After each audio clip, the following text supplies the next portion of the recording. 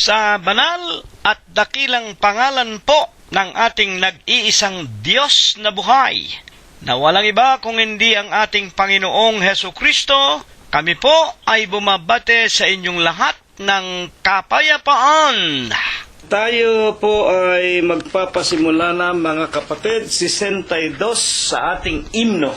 Sa pagsinta ng Diyos, sinugos sa atin si Jesus, upang tayo'y makatubos sa salang gumapos.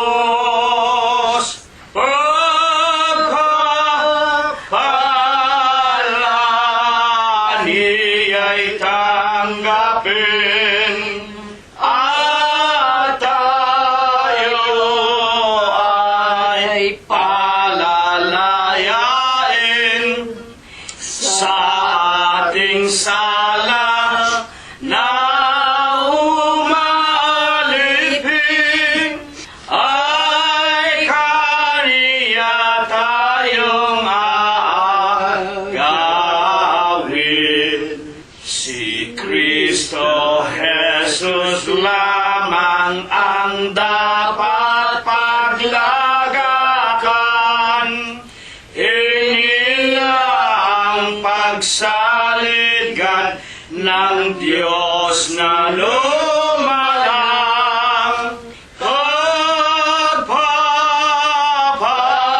Pagpapala niya'y tanggapin, at tayo ay palalayain sa ating sala na umalipin, ay kaniya tayong aagawin. Ang pag-ibig sa Diyos, pagtupad ng mga utos, katunayang nasasakop sa buong kay Jesus. Pagpapala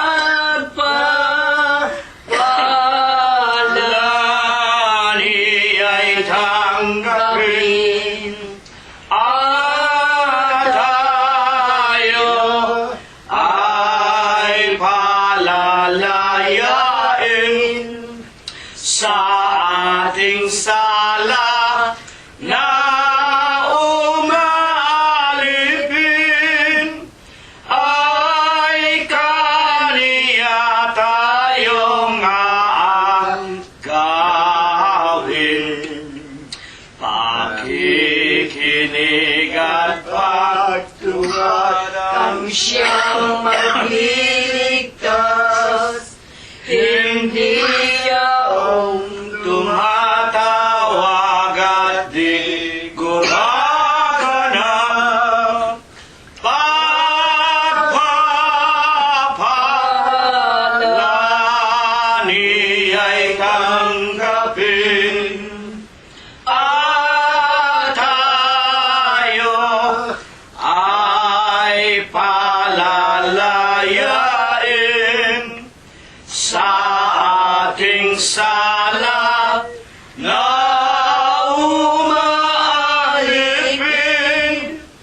ay kaniya tayong aagawin. Atin pong patuloy na purihin, sambahin, luwalhatiin ang pangalan ng ating Panginoong Hesu Kristo. 49 sa ating imno. Hangad mo bang ikaw ay maligtas? Lumapit ka na sa kay Jesus, sa kasalanang umalipin, ang tanging luna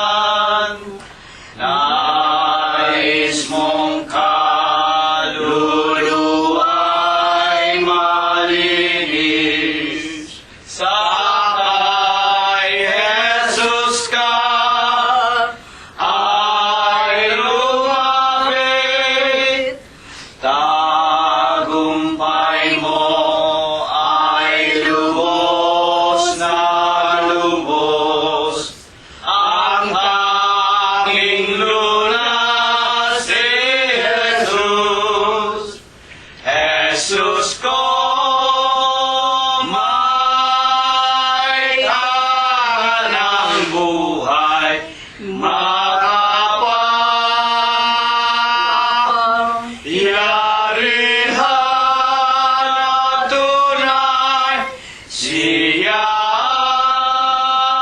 ang isinugo, tumubos sa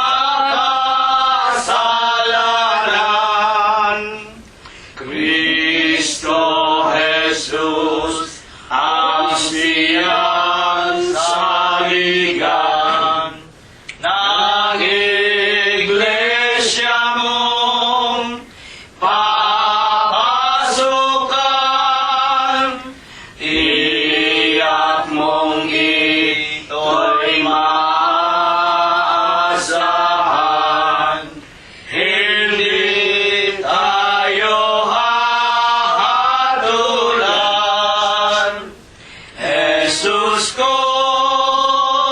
may tangan ng buhay, makapangyarihan na tunay, siya ang isinugo, tumubos sa kasalanan. Purihin ang pangalan ng Panginoong Heso Kristo. Awitin po natin ang numero 69. Si Jesus sa atin ay tumatawag at nag-aanyaya ng buong galak. Pangako niyang ganap sa ating ihahayag kung tayo'y susunod sa kanyang atas. Siya ay tumatawag, tumatawag sa lahat. Kung tayo ay lalakad sa tanging landas, tatamuhin natin ang pagkaligtas. Huwag pang matigasin ang ating puso sa dinig ni Jesus na may pangako. Huwag tayong panghihibo kaysa tang mapanalo. Dinggin natin ang tawag ng amo. Siya ay tumatawag,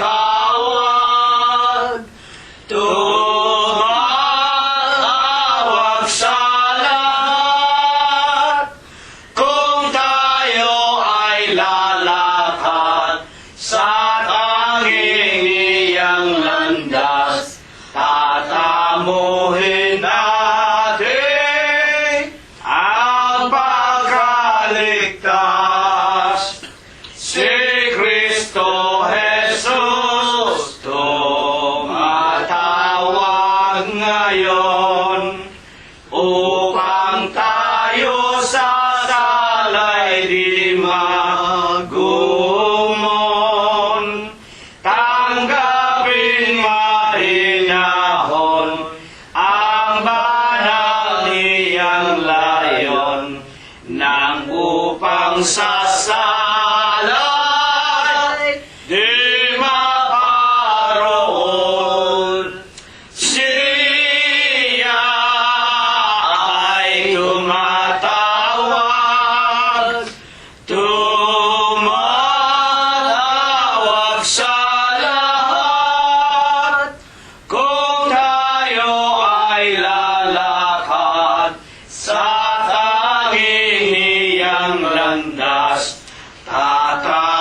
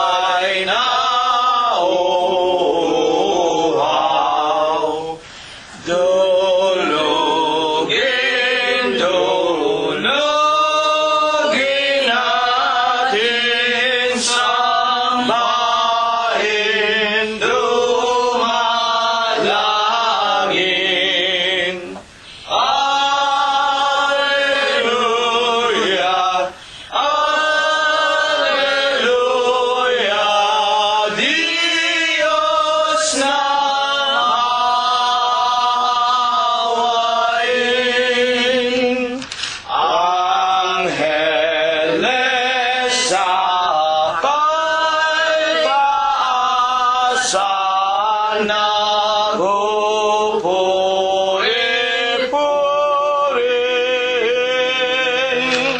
Halina mga kapatid sa templo ng amang Diyos.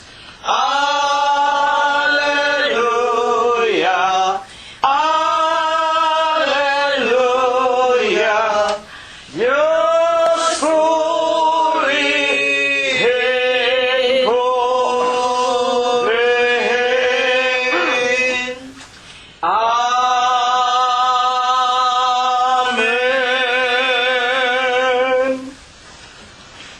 Sa banal at dakilang pangalan po ng ating Panginoong Heso Kristo, ako po ay bumabati sa inyong lahat ng kapayapaan. Purihin ang pangalan ng Panginoon.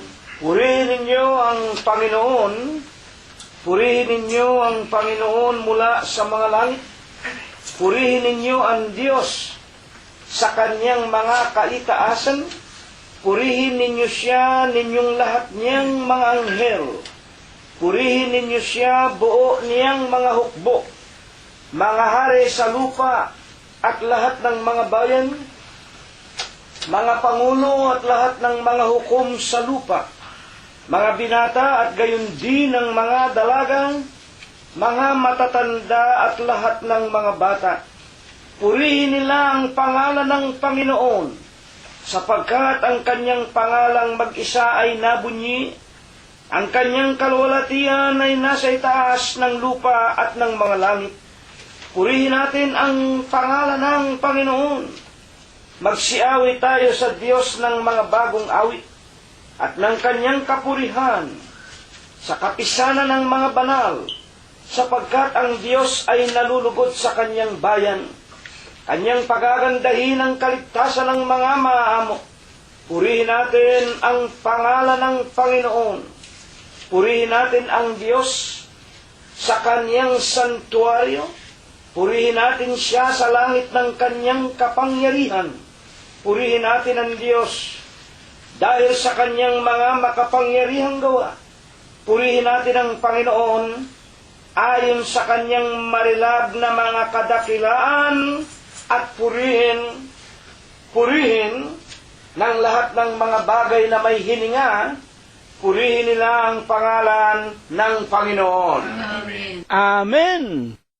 Mga minamahal, iginagalang at mga pinagpipitaganan po naming mga magulang, una na nga sa ating mga mahal sa buhay, sa ating mga kabiyak, mga anak, mga manugang, mga apo, kasangbahay, at sa lahat ng ating mga kamag-anakan sa laman, gayon din sa ating mga kaibigan, at sa lahat po ng mga kabahagi, kasama natin sa banal na katawan ng ating Panginoong Heso Kristo, sa mga tunay na mananamba sa Espiritu at sa katotohanan. Tangi po na ang Diyos lamang ang nakakakilala kung sino-sino po tayo sa ating mga paglilingkod sa Kanya. Dumatal po tayong muli sa panibagong Huwebes po ng gabing ito. Ngayon po ay Huwebes na ng Oktubre 3, 2013. Ilang mga araw na lamang po mabibilang na natin sa ating mga daliri at harinawa, patuloy na loobin ng Panginoong Heso Kristo na tayo po ay Kanyang pasapitin muli sa panibagong taon na 2014.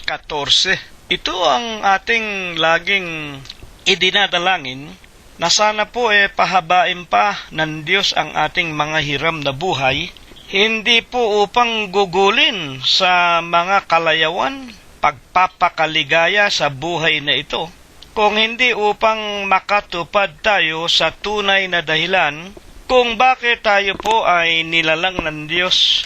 Natatangi po tayo na mga iglesia ng Diyos kay Kristo Jesus, na tayo lamang ang pinagpaunawaan sa lahat ng mga tao sa lupa na ang ating pagiging tao, ito po ay utang natin sa Diyos, sa ating Panginoong Hesukristo. Katulad po ng malimit nating basahin at mapakinggan sa Efeso sa kanya pong 2:10, sapagkat tayo ay kanyang gawa. Ginawa tayo ng Diyos at binigyan tayo hindi ng larawan ng mga tiyonggo, ng mga gorilya, ng mga aso, mga hayop. Binigyan tayo ng larawan wangis. Larawan tayo ng ating Panginoong Diyos, ng ating Panginoong Hesukristo.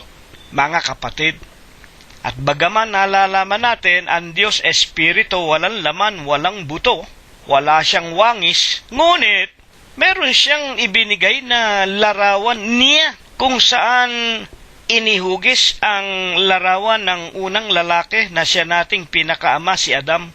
At kung alin nga po iyan, nalalaman natin yan ang mga kakanyahan ng Panginoon, yung kanyang sariling atributos, yung kanyang pagiging Diyos na makapangyarihan sa lahat, yung kanyang pagiging Diyos na puno ng karunungan, yung kanyang pagiging Diyos na katarungan, mga kapatid at mga tagapakinig namin, at ang ikaapat na kanyang atributos, ang Diyos na pag-ibig. Yan po ang mga larawan na binigay sa atin. Una nga po, binigyan tayo ng kapangyarihan. Ang Diyos ang pinakamakapangyarihan sa lahat. Hindi tayo binigyan ng kapangyarihan na pinakamakapangyarihan. Kung hindi, ginawa rin naman tayong tulad sa mga Diyos. Tayo po ay mga Diyos ng mga bagay na mababa sa atin. Kaya nga nang lalangin ang ibon, ang mga umuusad, ang gumagapang, ang lahat ng hayop, pati mga isda, at ang lahat ng mga punong kahoy. Binigyan tayo ng kapangyarihan sa kanila. Kaya lahat ng gusto nating hulihin, kainin, inumin, mga kapatid, tayo ang makapangyarihan dito sa lupa. Tayong mga tao. Datapwat, nang dumami na nga tayong mga tao, nung una dadalawa lang si Eva at si Adam. O sila ang Diyos sa halamanan ng Eden. Pero nang magsirami na ang mga tao, kailangan igalang mo rin yung ibang mga tao. Kaya nga, yung hindi mo na pag-aari, wag mo nang iimbutin. Yung mga nasa loob lang ng iyong bahay, ng iyong ari-arian, yun sa iyo yun, ikaw ang Diyos nila. Mga kapatid, binigyan tayo ng kanyang larawan na pag-ibig. Kaya tayo marunong umibig. Datapwat ang pag-ibig, gawin natin yung tinatawag na natured love, katutubong pag-ibig. Alin ang katutubo? Iibig tayo, halimbawa, gusto nating magkaroon ng kasama sa buhay, isang lalaki ka, halimbawa, kukuha ka ng isang babae. Yun po ang katutubo, isang asawa. At ang pinapagsama ng Diyos, huwag paghiwalayin ng sino mang mga tao. Nagkataon nga lamang, inabutan tayo ng huling kapanahunan, na pati ang mga simbahan ngayon, sumasang-ayon, lalaki sa lalaki, babae sa babae. Kaya nga po, malapit ng wakasan ng Diyos ang sanglibutan. Nagiging Sodoma at Gomora uli. At binigyan tayo ng larawan ng Diyos na katarungan. Yung larawan niya bilang isang katarungan o hustisya. Kaya tayo marunong tayo ng tinatawag na katarungan. Nalalaman natin kung alin ang masama, kung alin ang mabuti. At ang ibig nga ng Diyos, maging sakdal tayo sa hustisya sa pamamagitan ng pagsunod sa kautusan na matuwid, banal at mabuti.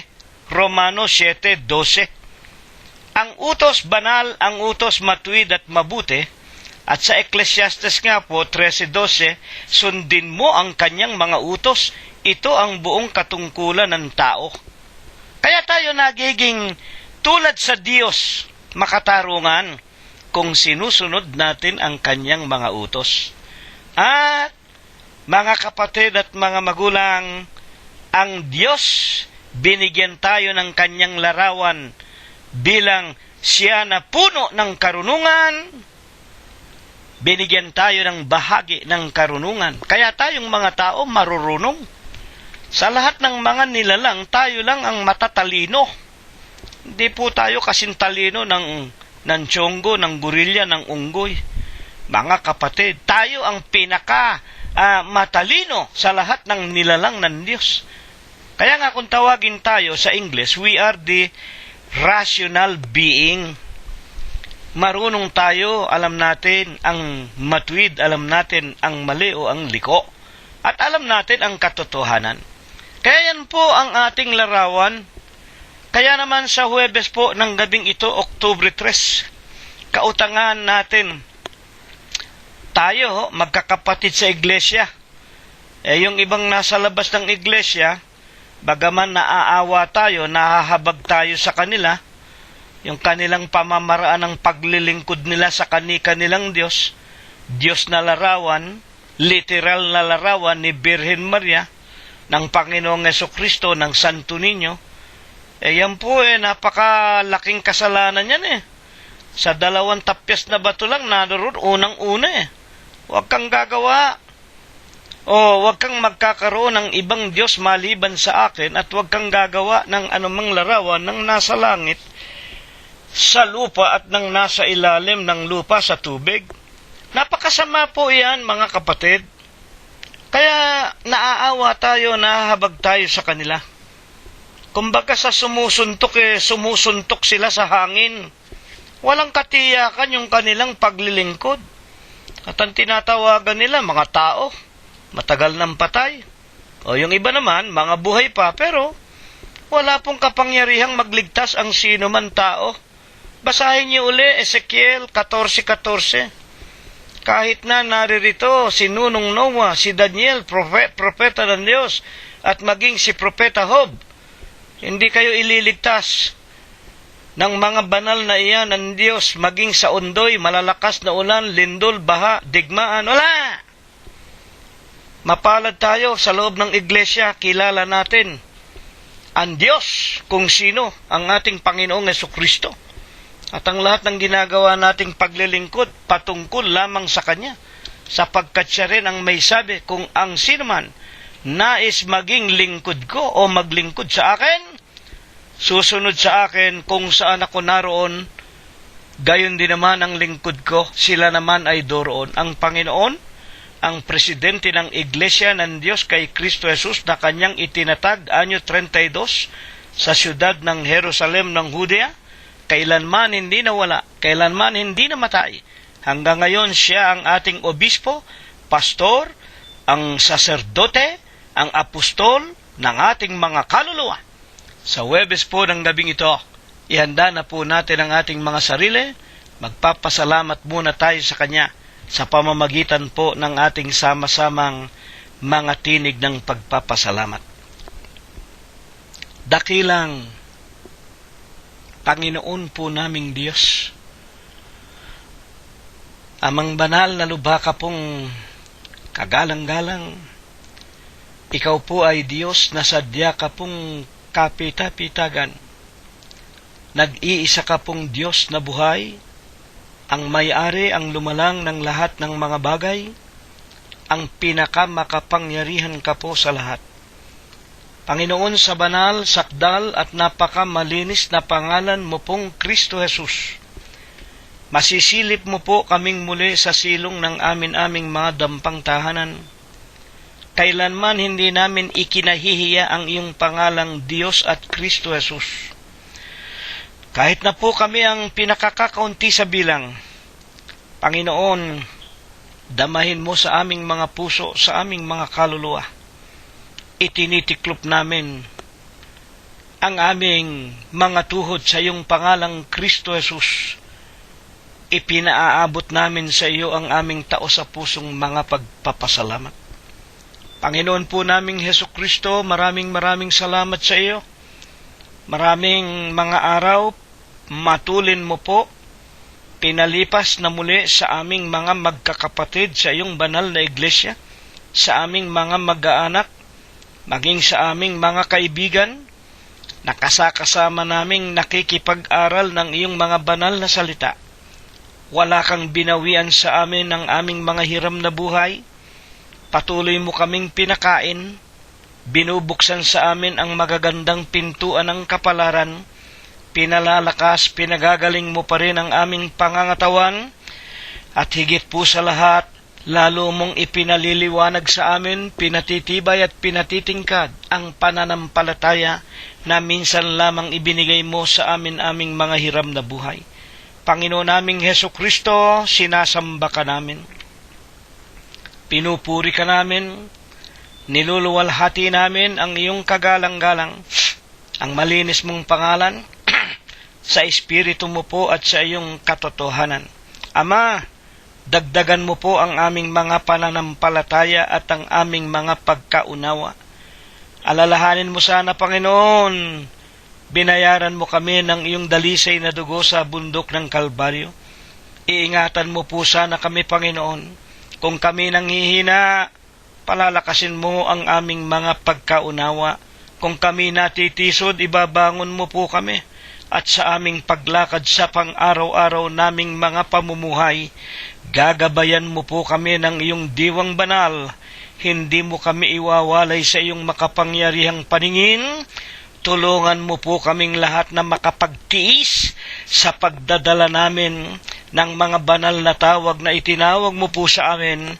Gabayan mo po kami hanggang doon sa pagkatapos o pagkaabot namin sa pananampalataya sa katotohanan hanggang sa aming mga huling hibla ng hininga at mapagtagumpayan naming lahat ang ipinangangako mo pong buhay na walang hanggan. Panginoon, patawarin mo po kami sa lahat po ng aming nagawang kasalanan. Ituring mo na lamang po kabiglaanan, kamangmangan, kagipitan, at sanhi ng mabibigat na pangangailangan ng marami sa amin. Maawat mahabag ka rin sa aming mga mahal sa buhay na meron pang mga kabataan kung sila may nagkukulang nakakalimot at tila sinasadya ang kanilang mga kalikuan. Ituring mo po na taglay ng mga kabataan lamang nila, tulad din sana ng ginawa mo sa amin, na kani-kanilang mga magulang, nang kami nasa kabataan, mga sutil at masasama rin ang aming mga puso't isipan. Mahabag ka po sa kanila, Panginoon, patnubayan mo rin po sila, at sa umaga pong o sa gabi pong ito, Panginoon, kaming lahat ituring mo pong karapat-dapat na makinig na muli sa iyong mga salita, sapagkat ang salita mo'y lipos ng espiritu at lipos ng buhay. Kasangkapanin mo po ang iyong hamak na lingkod. Huwag mo sana siyang pabayaan. Ilagay mo po ang iyong tinig sa kanyang bibig, at kung dumating sa amin ang kanyang tinig, bigyan mo po ng bis at kapangyarihan, makapagtuwid ng aming mga kalikuan, at makapagpaliwanag sa amin na tulad sa isang ilawang lumingning sa aming mga daraanan, upang maabot namin ang iyong kagilagilalas na kaliwanagan. Ama naming Diyos, hipuin mo nawa kaming lahat sa araw-araw. Pagkalooban mo kami ng mga katalinuhan kung paanong makapamumuhay kami na may kapayapaan sa araw-araw. Palalakasin mo rin sana ang aming mga lupang pangangatawan. Una na nga po, Amang Banal, kaming dalawang mag-asawa ni kapatid na Rosita. Kami po'y patuloy ng tumatanda, nanghihina, at meron pang sari-saring mga karamdaman. Nalalaman naming malapit na rin ang aming araw ng kamatayan. Magkagayon man, alang-alang po sa paglilingkod namin sa iyong banal na iglesia, dagdagan mo pa po sana kami ng marami pang mga araw. Gayon din po ang iyong ipagkaloob kay kapatid na Prospero Gonzales at kapatid na Glenda. Gayon din po ang ipagkaloob mo, Ama naming Diyos, kay kapatid na Concepcion Tenedero, na siyang lalo at higit na pinakamatanda sa amin. Ingatan mo pa po sana ang kanyang hiram na buhay, dagdagan pa rin ang maraming mga mabiyayang mga araw. Huwag mo pong pababayaan si kapatid na Florodator. Iingatan mo rin po't lubos na pagagalingin si kapatid na Robert at Mercedita Heney. Hindi mo po pababayaan si kapatid na Olivia Raimundo, si kapatid na Mirna Gonzales, si kapatid na Avelino Gonzales Jr. at Expectacion Valencia. At ang lahat po ng aming mga anak, mga manugang at mga apo. Katulad po ni Emmanuel, ni Bobby, ni Noel, ni Joel, ni Ruth, at ni Noel. Ama naming Diyos, hindi mo rin po pababayaan si Chopilo, si Rosemary, si Flor, si Irene, si Cheche at si Malu. Huwag mo pong pababayaan ang maliliit naming mga apo, Panginoon, tulad po ni JC, ni BJ, ni JR at John Macho, ni Paul Noren, ni Sarah, ni Micah, ni Laika, ni Joshua, ni Kay at ni Rebecca. Kahahabagan mo rin po, Panginoon, si Prospero Jr., si Chuchay, si Pinky at si Philip. Tutulungan mo po at hindi mo iwawalay sa iyong paningin si Enrico. Gayon din po si Abner Gonzales, si Daniel at si David Valencia, si Shannon, si Analira, si Bayan Guanson, si Jacob Gonzales. Kahabagan mo po ang lahat ng aming mga mahal sa buhay na ito na nawawalay sa amin at nasa iba't ibang mga bansa at mga bayan upang humanap ng kakainin sa araw-araw. Ama naming Diyos, tutulungan mo po silang lahat. Gayon din po si Lolita Bungay, si Susan Samonte, si Lenlen Buenape, si Jengjeng Ilagan, si Pe, si Ador Aquino, si Pido at si Victoria Marangkes. At maaawat mahahabag ka rin po kay Rosemary at kay Flor sa kani-kanilang mga asawa, sa kani-kanilang mga minamahal sa buhay, maging sa loob at labas ng kani-kanilang mga tahanan. Hindi mo po ipagkakaloob sa mga sunog, sa mga lindol, sa malalakas na ulan, sa mga baha at mga daluyong, sa kamay po ng pamahalaan, sa mga digmaan, sa mga magnanakaw, lalo na po sa aming mga masasamang kapitbahay. Ama, isinasamo din namin sa iyo, Panginoong Hesus, ang ilan sa aming mga mahal sa buhay, na katulad po ni kapatid na Gloria Lucerna, ng aming ate Auring Domingo, at ni Agi. Sumasampalataya po kami, Panginoon, palalakasin mo po sila at pagagalingin ng puspusan, at nawa tawagin mo rin silang lahat sa iyong kagilagilalas na katotohanan. Lubos ang aming pag-asa, lubos ang aming pananampalataya sa Huwebes po ng gabing ito. Pagkatapos na kami pakainin mo ng iyong mga banal na aral, kami po ay iyong babasbasan at bebendisyonan. Kami po ay iyong iingatan at pagpapalain. Idinadalangin po namin sa tanging pangalan mo pong Kristo Jesus, magmula ngayon at magpakailanman. Amen. At ngayon, sa lahat po ng aming ginigiliw at minamahal na mga tagapakinig, sa lahat ng ating mga mahal sa buhay sa loob ng ating mga tahanan, sa ating mga kapatid sa Iglesia ng Diyos kay Kristo Jesus na naroroon sa iba't ibang bansa at mga bayan, maging sa ating mga kaibigan, ihanda na po natin ang ating mga sarili, lalo na nga po ang ating mga Biblia, sapagkat tayo po ay pumapasok na sa pinakamahalagang bahagi ng ating espiritual na pagkakatipon sa loob po ng katawan o Iglesia ng Diyos kay Kristo Jesus, na katawan ng ating Panginoong Hesukristo. Ang atin pong paksa mula po sa aklat ni Evangelistang Mateo sa kanya pong Kapitulo 7, versikulo 1. Huwag kayong magsihatol upang huwag kayong hatulan. Ito pong paksang ito, ito po ay kilalang kilala na isa sa mga wika nga ay nakakasakit na mga talata. Wika nga ng mga Protestante. This is one of the provocative verses in the Bible. Sapagkat ito ay talaga naman nakakasakit kung halimbawa ang isang nakikinig ay mapasaringan, tulad nga po ng wag naman kayong magagalit kung kayo'y sumasamba kay Birhen Maria.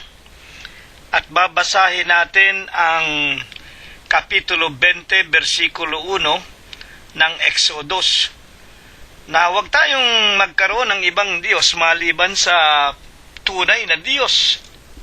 Huwag tayong gagawa ng anumang larawan ng nasa langit, nasa lupa, at ng nasa ilalim ng tubig. Yan po ay unang-unang mga utos na nakasulat mismo sa 2 tapyas na bato, at ang sumulat nito ay ang daliri ng Diyos. Kaya nga itong 7:1 ng Mateo, huwag kayong magsihatol upang huwag kayong hatulan, very provocative, nakakasakit po, at nawika nga nakakabunggo o nakakasagasa ng ibang relihiyon. Tulad na nga po ng simbahang kinagisnan, isang tambak ang kanilang mga larawan. Kaya naman, pagka sila po ay nakikinig ng aral ng Iglesia ng Diyos kay Kristo Jesus, maging ang mga protestante, ang mga Trinity, na ayaw umalis sa pananampalatayang tatlo daw ang Diyos, Ama, Anak at Espiritu Santo. This is very provocative. At ang lagi nilang sinasabi, kapatid na Junior, hinahatulan na ninyo kami at kayo'y naninirampure. Kaya ito binangon ng Panginoon Diyos sa Huwebes po ng gabing ito. Ngayon po Oktubre 3 na. Kailangan matuto na tayo. Huwag kayong magsihatol upang huwag kayong hatulan. Para ito po ay maliwanagan natin, sino po baga ang nag-utos nito at kailan ang kautosang ito ay ibinigay sa mga tao? Buksan po natin ang kasaysayan ng Biblia sa Mateo 5:1. Basahin po natin. At ito po ayon sa kasaysayan ng banal na kasulatan, in the year 31 AD. This is part of Jesus Christ's Sermon on the Mount. Ito po ay bahagi ng sermon, pangangaral ng Panginoong Jesucristo nang siya po ay nasa mga bundok ng mga Olibo. Buksan po natin ang Mateo 5:1. At pagkakita sa mga karamihan, ay umahon si Jesus sa bundok, at pagkaupo niya ay nagsilapit sa kanya ang kanyang mga alagad, at ibinuka niya ang kanyang bibig at tinuruan sila. Sa makatwid, ang nagsalita ng 7:1 ng Mateo, ang nag-utos, walang iba kung hindi ang ating Panginoong Jesucristo. At ito nga po bahagi ng kanyang pangangaral sa mga alagad at sa napakaraming tao na sumunod sa kanya hanggang doon sa bundok ng mga Olibo. Anyo 31, panahon ng ating Panginoong Jesucristo. Ayon po sa Panginoong Jesucristo mismo, bakit nga baga masama sa isang tao na humatol? Ituloy natin sa Mateo 7:2. Sapagkat sa hatol na inyong ihahatol ay hahatulan kayo, at sa panukat na inyong isusukat ay susukatin kayo. Sa 7:1 ang wika ng Panginoon, huwag kayong magsihatol upang huwag kayong hatulan. Naliwanagan natin, ito'y utos ng Panginoong Jesus. Anyo 31, nang siya'y magsalita doon sa mga bundok. At ayon nga sa kasaysayan, yung bundok na yon paborito ng Panginoon, yun ang bundok ng mga Olibo. Yun ang tinatawag na Sermon on the Mount. Bahagi ng Sermon on the Mount of our Lord Jesus Christ.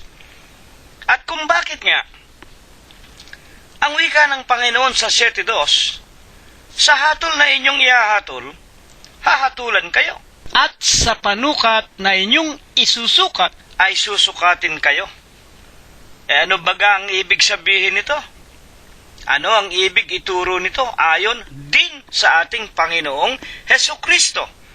Sapagkat siya po ang nagbigay ng kautusan, kaya huwag nating bigyan ng konklusyon sa ating sarili. Hayaan natin ang Panginoon din ang magpaliwanag. Romanos 14:4. Ayon po sa Panginoon sa pamamagitan ng bibig at panulat ng lalaking si Apostol Pablo na isinulat sa Iglesia ng Diyos na nandoon sa Roma ng kanilang kapanahunan. 14:4. Sino kang humahatol sa alila ng iba? Sa kanyang sariling Panginoon ay natatayo siya o nabubuwal o patatayuin siya sapagkat makapangyarihan ang Panginoon na siya ay maitayo.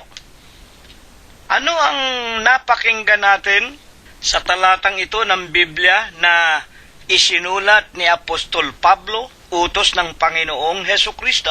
Sino kaya na humahatol sa alila ng iba? Sa kanyang sarili, meron siyang Panginoon, natatayo siya o nabubuhal. Anong ibig ituro nito ni Apostol Pablo? Tayo pong mga tao, wala po tayong karapatan. Maski na ako. Kahit na sino pa man, tayo sa loob ng iglesia, wala tayong karapatang humatol sa sino mang mga tao. At ito'y nasusulat, hindi ito dapat sirain. Sapagkat meron siyang Panginoon.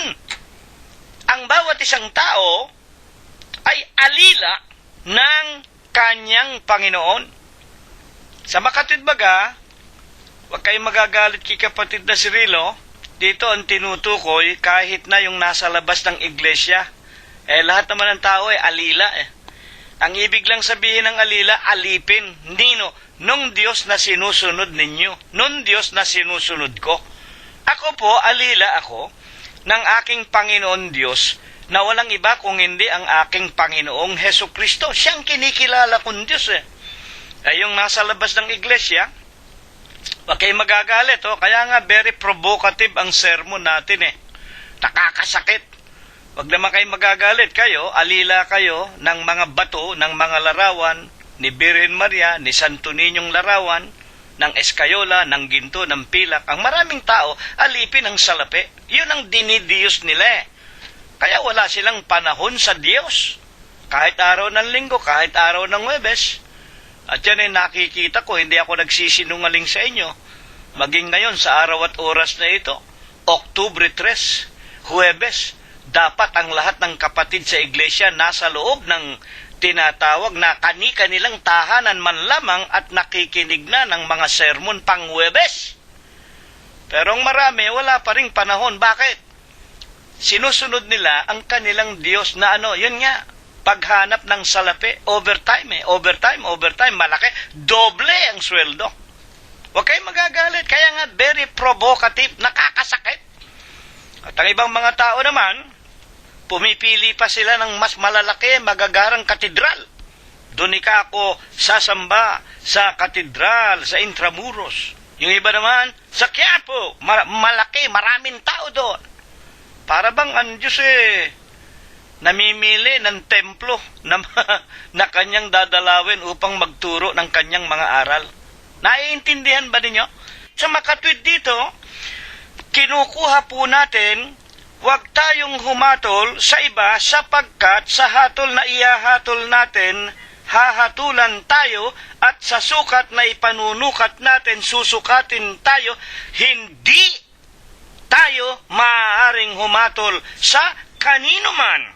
Sapagkat ang bawat isang tao nga, may sinusunod sila na kani-kanilang sariling Panginoon. Sa Panginoon nila, nakatayo sila. Sa Panginoon nila, nadadapa sila, nabubuwal, nahuhulog sila. Ang ibig ipakilala, ang lahat ng tao, walang karapatang humatol sapagkat ang bawat isa hahatulan ng kani-kanilang mga Panginoon. Naiintindihan ba ninyo? Mga kapatid, kung ang pananampalataya nitong mga Katoliko, si Pedro, Diyos. O di bahala sila kay Pedro. Kung magliligtas ba si Pedro at si Birhen Maria, ayan malaking question mark. Pero hindi namin pinakikialaman. Hindi namin pinanghihimasukan ang pananampalataya ng ibang mga tao. Bakit? Sapagkat hindi nga kami pwedeng humatol sa inyo. o sa kanino man. Ngayon, ano ang katunayan na tayong lahat ay walang karapatang magsihatol sa kanino man at bakit? Ipagpatuloy natin ang pagbabasa ng banal na kasulatan. Santiago 4:12. Huwag kayong masasaktan, no? Kaya nga ang sermon, very provocative. Iisa ang tagapagbigay ng kautusan, iisa ang hukom. Sino? Sa makatwid baga, ang makapagliligtas at ang makapagwawasak, datapwat sino ka na humahatol sa iyong kapwa. Ayan, napakaganda. Bakit nga ang sino man? Maski kami, Iglesia ng Diyos kay Kristo Jesus, maski na ang sino mang iglesia o reliyon, hindi pwedeng humatol sa iba. Bakit ika?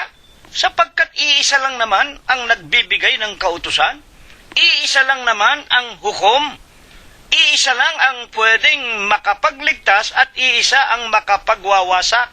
Unawain ninyo ang talata ayon sa itinuturo ng mga unang mga banal tulad ni Santiago 4:12.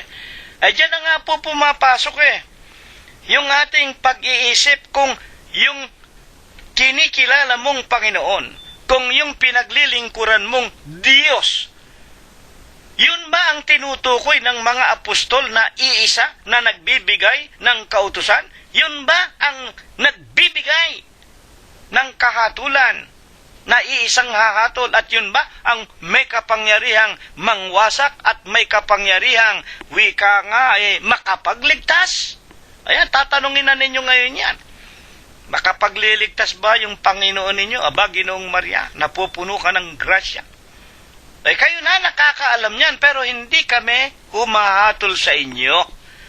Kaya nga very provocative ang sermon natin nakakasaling, nakakabunggo ng ibang pananampalataya. Ngayon, para lubos na maliwanagan tayo, sino ba ayon sa Biblia? Sa Biblia tayo magtatanong, hindi sa ating mga sariling isip. Sino ba itong iisa na nagbibigay ng kautusan? Iisang hukom, siya lamang ang may kapangyarihang makapagligtas at makapangwasak o pumatay. Mga kapatid, sa hayagang salita, may kapangyarihang magtapon sa impyerno at may kapangyarihang magbigay ng karapatan para makapasok ang tao sa kalangitan. Sino ang iisa na tagapagbigay ng kautusan na siyang maghuhukom sa lahat ng mga tao? Buksan natin ang Apokalipsis. Basahin natin mga kapatid, mag-aral tayo. 19:11. At nakita kong bukas ang langit. Narito ang isang kabayong maputi. Yung Apokalipsis, ito po ay mga hula at ipinakita sa pangitain, mga bagay na nangyari kahapon, mga bagay na nangyayari ngayon, at ang mga bagay na darating pa lamang. Sapagkat ang tanong natin, sino ba ang nag-iisa ikang tagapagbigay ng kautusan, na siya rin ang hukom, na siya lamang ang may kapangyarihang bumuhay at pumatay o magtapon sa ating mga kaluluwa sa impyerno? Ipinakita na po ito. Sino nga ito? 19:11 ng Apokalipsis. At nakita kong bukas ang langit, at narito ang isang kabayong maputi. At yaong nakasakay dito, tinatawag na tapat at totoo, at sa katwiran. Ayan po, pag binabanggit yung katwiran, hustisya. Ibig sabihin, katarungan. Sa katwiran, siya ay humahatol. Sino yaon? Yung nakita ko bukas ang langit, may kabayong maputi, at ang nakasakay dito, tapat at totoo. Sino ba ang tinatawag na tapat at totoo, kailanman hindi nagsinungaling? Alam natin yan, Sa katwiran, siya'y humahatol at nakikipagbaka. 19:13, sino siya? At siya'y nararamta ng damit na winisika ng dugo. At ang kanyang pangalan, ayan, tanong ko kanina, sino ba ito? Ang kanyang pangalan ay tinatawag na ang Berbo ng Diyos. Ano ba berbo? Salita. Kaninong salita? Ng Diyos. Sino ngayon yan? Buksan ninyo ang San Juan 1:1 ng pasimula ay berbo. Salita. Ang berbo sumasa Diyos. Ang berbo ay Diyos. Ayan po. Ano bang ginawa nitong berbo na mismo siya ang Diyos? Ang lahat ng mga bagay ay ginawa niya. At anuman sa mga bagay ay hindi nagawa kung wala siya. 1:1 hanggang 3, basahin niyo. At sa 14, nagkatawan tao. Alin? Ang salita, ang berbo. Ay ano ba yung berbo na nagkatawan tao? Ang Diyos! Nagkatawan tao ang Diyos at nakita namin ang kanyang kaluwalhatian. Gaya ng bugtong ng Ama. Gaya ng anak ng Diyos. Sino nga baga yung anak ng Diyos? Gaya ng anak ng Diyos na nagkatawan tao na siya rin ang berbo, siya rin ang Diyos. 3:6. Si Kristo, gaya ng anak, pangulo ng bahay niya, at ang bahay niya ay tayo. Siya po ang ating Panginoong Jesucristo. Kaya napakaliwanag po sa atin. Siya rin yung Ama, siya rin yung anak, siya rin ang Espiritu Santo. Kaya nga sa unang Juan 5:7, King James Version ang pinanggalingan ng Tagalog, "For there are three that bear records in heaven, the Father, the Son, and the Holy Ghost, and these three are one." Kaya yan po ang pananampalataya namin sa loob ng Iglesia ng Diyos kay Kristo Jesus. Wala pong tatlong Diyos, walang Ama, walang Anak, walang Espiritu Santo. Ang tatlong ito ay iisa. Kaya yan po nangyayari. Ayan, may nakikinig ng mga Trinity, galit na galit kay kapatid na Cirilo. Hindi nila matanggap na iisa lang ang Diyos. Sa kanila, tatlo. Bahala kayo sa buhay niyo. Napakaliwanag na nga ng pag-aaral natin Hindi po kami humahatol. Ipinaliliwanag namin sa inyo ang binabasa at sinasabi sa Biblia, may iisang hukom na hahatol sa lahat ng tao. Sino? Yan ang berbo ng Diyos, ang pangalan niya, Kristo Jesus. Siya na nagkatawang tao at ipinakilala sa pangitain sa Apokalipsis 19:13. At sa 20:12, anong katunayan pa? At nakita ko ang mga patay. Ito, sa ikalawang pagparito na ito Sa ikalawang pagparito, ito na rin yung kinakatawan sa Tesalonica, sa kanya pong unang Tesalonica, sa kanyang kapitulo 4, 16 hanggang 17, sapagkat ang Panginoon din ang bababa mula sa langit, na may isang sigaw, may tinig ng arkanghel, may pakakak ng Diyos, at ang nangamatay kay Kristo, unang mga bubuhay na maguli sa mga patay. At tayong nangabubuhay, sa kanyang ikalawang pagparito, aagawing kasama nila sa mga alapaap at makakasama tayo sa loob ng 1,000 taon. At pagkatapos naman po ng 1,000 taon, bubuhayin naman ang mga makasalanan sa lupa at sila po ay hahatulan ayon sa kani-kanilang mga ginawa. At ang hahatol, walang iba kung hindi ang berbo ng Diyos kasama natin. Ituloy natin ang pagbasa, Apokalipsis 20:12. At nakita ko ang mga patay, malalaki at maliliit, na nangakatayo sa harapan ng luklukan, at nangabuksan ang mga aklat. At nabuksan ang ibang aklat, na siyang aklat ng buhay. At ang mga patay ay hinatulan ayon sa mga bagay na nasusulat sa mga aklat ayon sa kanilang mga gawa. Kaya hindi po ako pwedeng humatol. Talagang meron tayong tinatawag na tayo man susukatin, tayo man hahatulan. Bakit kapatid na Junior, binasa ninyo? Kayo ay hindi na hahatulan sapagkat dadalhin na kayo sa langit kung kayo'y nabubuhay pa sa ikalawang pagparito.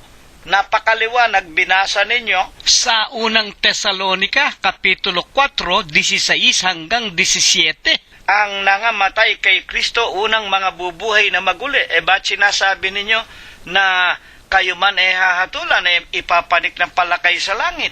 Sapagkat mga magulang ang wika nga sa Romanos 8, 1, ngayon nga, wala nang ano pa mang hatol sa mga na kay Kristo Jesus.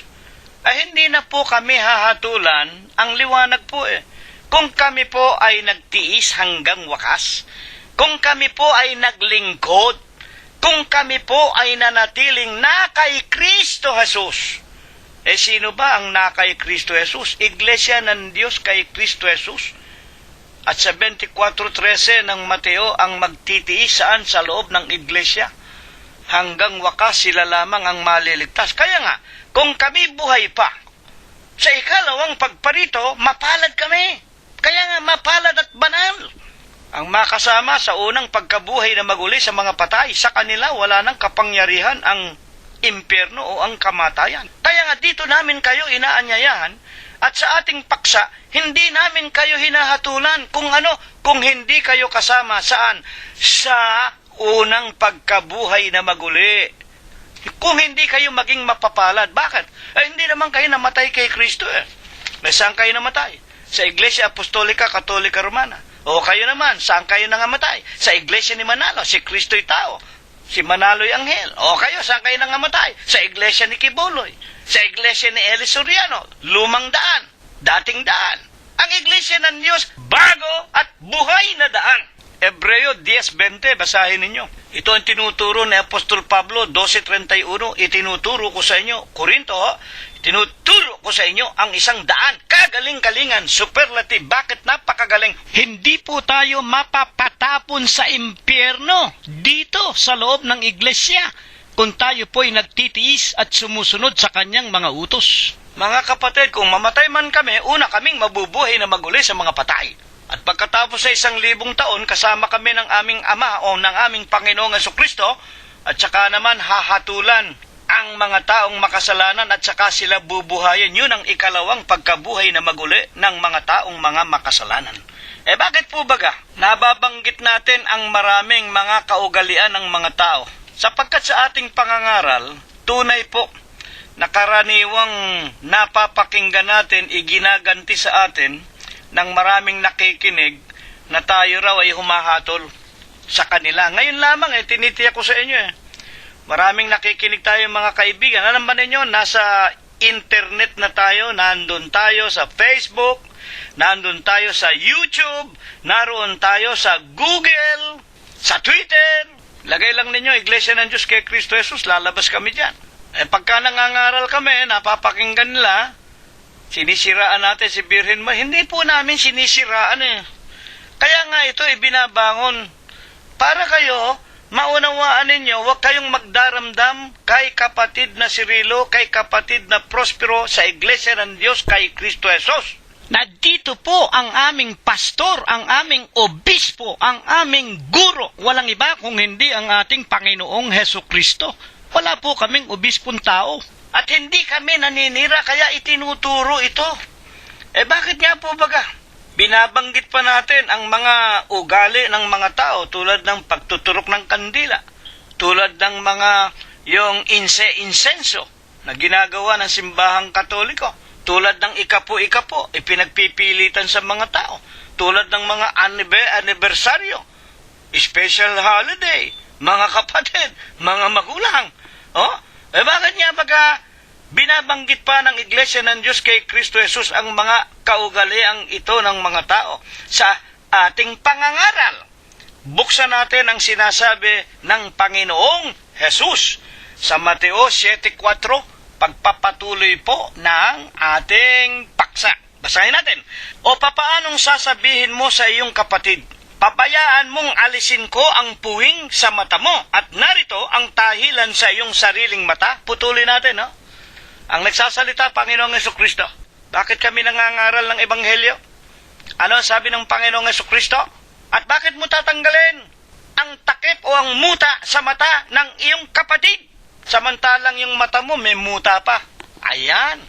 Sa makatuwid, ang bawal magsalita ng katotohanan, yung kanyang sarili ang dami ring kapintasan. Ang ibig lang sabihin, bakit mo tinatanggal ang tahilan ng iyong kapatid? Yung sarili mong mata, hindi mo inaalis, hindi mo nililiwanag, hindi mo tinatanggal ang tahilan. 7:5, ikaw na mapagpaimbabaw. Sa makatwid, mapagpaimbabaw pala yung nangangaral at tila tinitirya o sinisiraan ang masasamang paglilingkod ng ibang mga iglesia. Kami ba'y paimbabaw? Yan ang tanong, ha? Ikaw na mapagpaimbabaw, alisin mo muna ang tahilan sa iyong sariling mata, at kung magkagayon, makikita mong malinaw ang pag-aalis mo ng puwing sa mata ng iyong mga kapatid. Ayan! Kaya nga yung mga paimbabaw, yung mga tunay na mga naninirampure, yung mga iglesia, yung mga reliyon na sila mismo mali ang kanilang ginagawa at kasalanan, hindi tunay na utos at aral ng Diyos.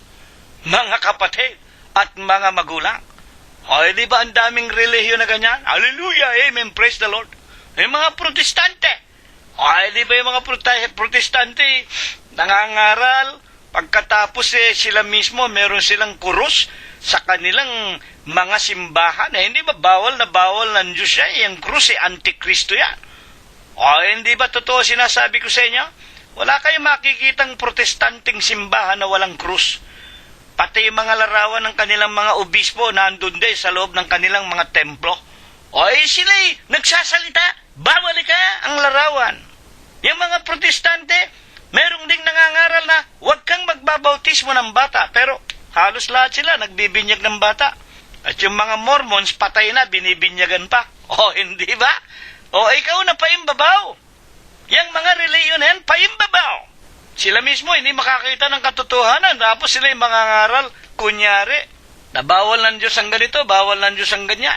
Mga magula, yung mga sabadista. Hanggang ngayon, pinagbabawal ang pagkain ng lamang kate. Hindi sila kumakain ng lamang kate. Mga magulang, hindi na naman bawal yon. Madilim pa rin ang kanilang mga pananampalataya o ang kanilang mga mata at wala pa rin kaliwanagan sa kanila. Tulad ng sinasabi ni Apostol Pablo sa 2 Korinto, sa kanya pong 3:15, kahit kailan binabasa pa ang mga kautusan ni Moses, may takip pa ang mata ng kanilang mga puso. Hindi na po bawal ang pagkain ng karne, mga kapatid at mga magulang.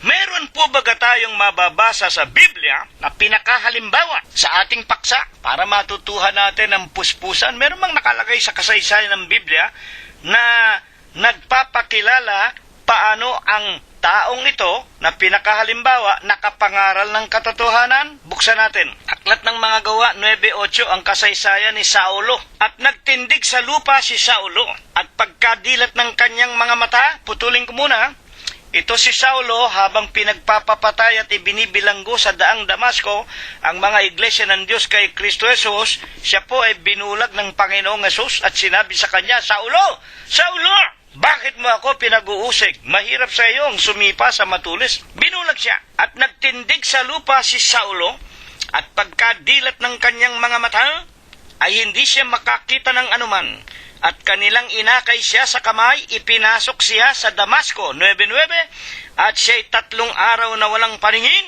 hindi kumakain ni umiinuman. Ayan, napakagandang istorya ito, kasaysayan, tunay na nangyari. Si Pablo, kumbaga sa panahon ngayon, siya po isang sabadista.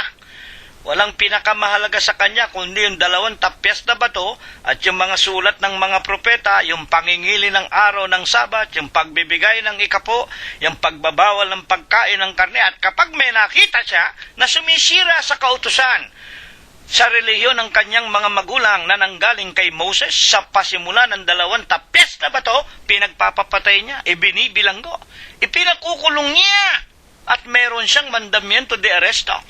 Anong ginawa ng Panginoon? Saulo! Saulo, bakit mo ako pinag-uusig? Ultimano, bulag si Pablo, na nagpapakilala lamang yung pananampalataya niya. Hindi na yaon ang dapat na umiiral ng panahong nagkatawan tao na ang Diyos.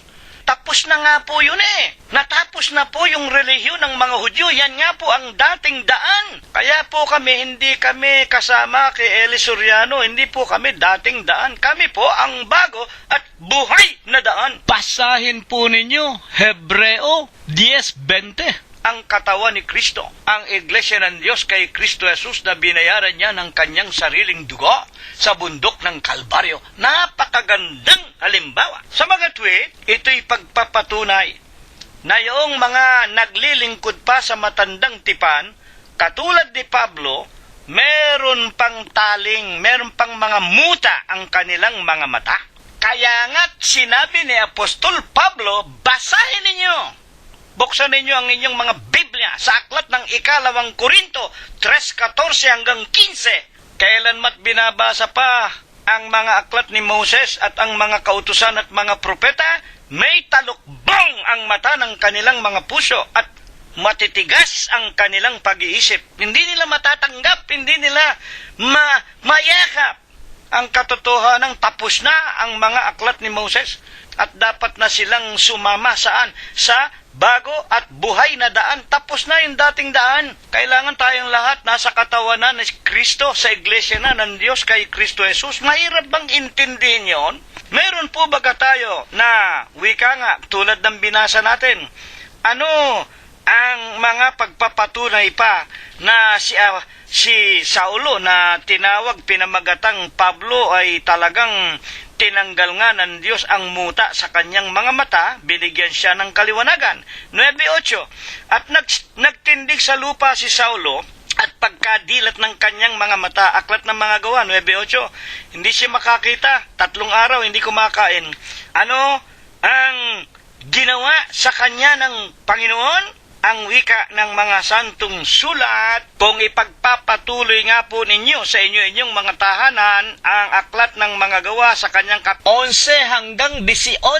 Dinala siya ng mga kawal niya sa isang bahay sa Damasco na naroroon ang isa sa mga alagad ng Panginoon na ang pangalan ay Ananias. At doon siya ipinanalangin at kapag daka nangahulog ang mga tila kaliskis na mga taling o mga takip sa kanyang mga mata at siya'y nakakita at siya nga po nagpabautismo sa iglesia ng Diyos kay Kristo Jesus at ipinakilala ng Panginoong Jesus kay Saulo na siya'y gagawing ilaw sa kahintilan upang idila ang mga mata ng mga hintil mula sa kadiliman, sa kapangyarihan ni Satanas at dalhin sa kanyang kagilagilalas na kaliwanagan.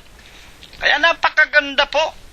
Kaya yung pong mga tao, mga kapatid, dito sa paksa natin, mag-isip-isip kayo.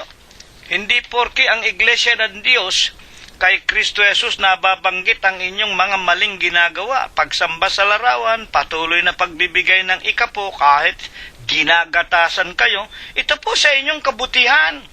Ang iglesia po ng Diyos nangangaral kung paanong tinanggap namin ang libre ibinibigay namin sa inyo. Pero hindi naman tayo pinagbabawalang tumulong sa pangangaral. Kung gusto nyong umabuloy, magbigay kayo, pero ayon sa ipinasya ng inyong mga puso. At yung mga hindi kapatid sa iglesia, hindi naman namin hinihinga ng abulo yan at hindi namin tatanggapin. Tandaan po ninyo yan. Ngayon, ang mga huling katanungan, ang iglesia po ng Diyos kay Kristo Jesus.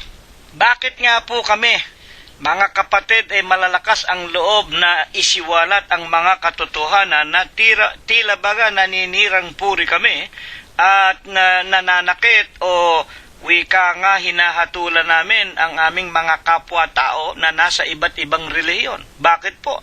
3 sa aklat po ng Efeso, upang ngayon sa pamamagitan ng iglesia, ano ba iglesia? Iglesia ng Diyos kay Kristo Jesus, ay maipakilala sa mga pamunuan, sa mga kapangyarihan, sa sangkalangitan, ang alin? Ang kapuspusan ng karunungan ng Diyos. Ang iglesia po ng Diyos lamang ang makapagpapahayag sa inyo ng katotohanan. Matulis na katotohanan. Kaya nga, ang maraming nababanggit namin very provocative. Tila baga sinisiraan namin ang inyong mga pare, Papa sa Roma, pare, kardinal, arsobispo, monsenyor.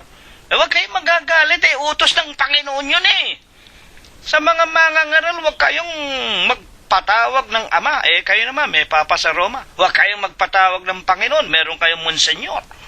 Mga kapatid, huwag kayong magpatawag ng rabay. O kayo naman mga iglesia, saan tambak ang rabay ninyo? Ang ibig lang sabihin ng rabay, teacher, guro. Sa loob po ng iglesia, kami po mga magkakapatid lamang.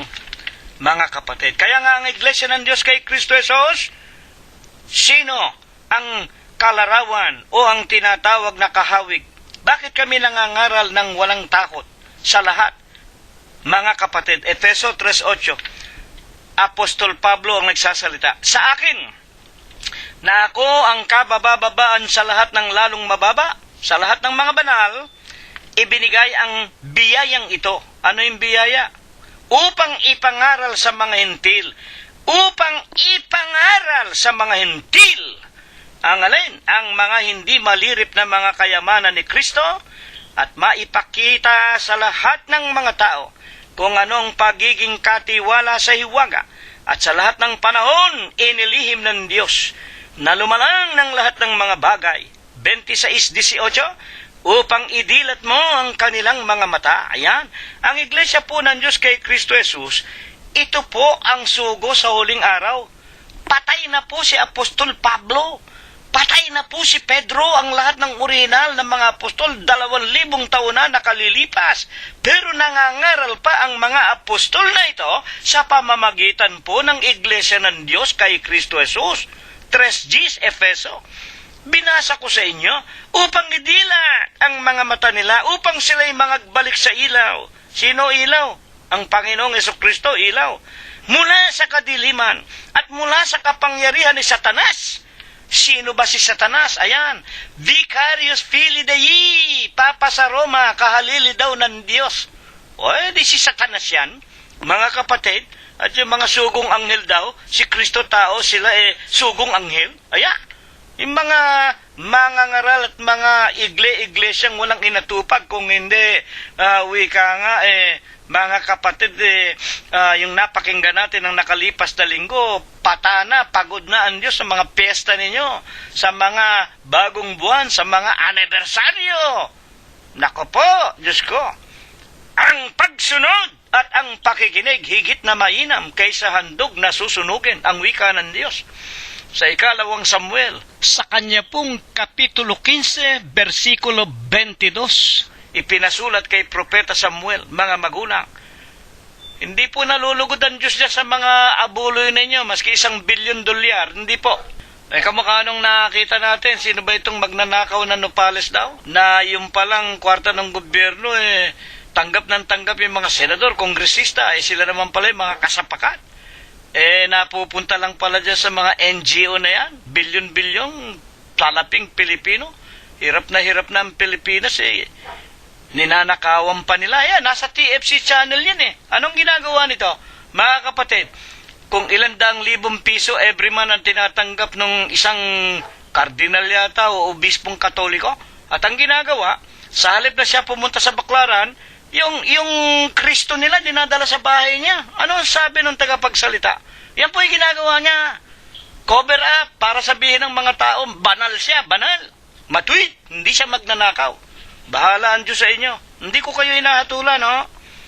Ako po ay nagsasalita tungkol sa aking nakikita at nababasa sa mga pahayagan at sa TFC channel, mga kapatid, upang sila ay dalhin mula sa kadiliman sa kapangyarihan ni Satanas hanggang sa Diyos, upang sila'y magsitanggap ng kapatawaran ng mga kasalanan at sa mga mana sa kasamahan ng mga pinapagiging banal sa pamamagitan ng pananampalataya sa akin o sa ating Panginoong Jesucristo. Amen.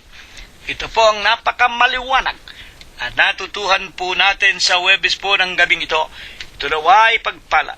Ito nawa ang ibasbas sa atin ng Diyos magmula ngayon, magpakai kailanman. Amen. Kapayapaan po ang sumating lahat. Tanggapin natin ang walang hanggang pag-ibig, ang walang hanggang pagbibiyaya, ang pakikipisan, ang kaaliwan, ang pamamatnubay at ang kagalingan. Gayon din ang hindi maulatang banal na biyaya, basbas at bendisyon, pagliligtas at pagpapagaling ng kanyang banal na espiritu. Tunawa ang muli niyang ipagkaloob sa ating lahat, magmula ngayon, magpakai kailanman. Amen. Purihin ang pangalan ng ating Panginoong Jesucristo hanggang sa darating na linggo po kung tayo po ay binubuhay pa. Maraming salamat po sa inyong lahat.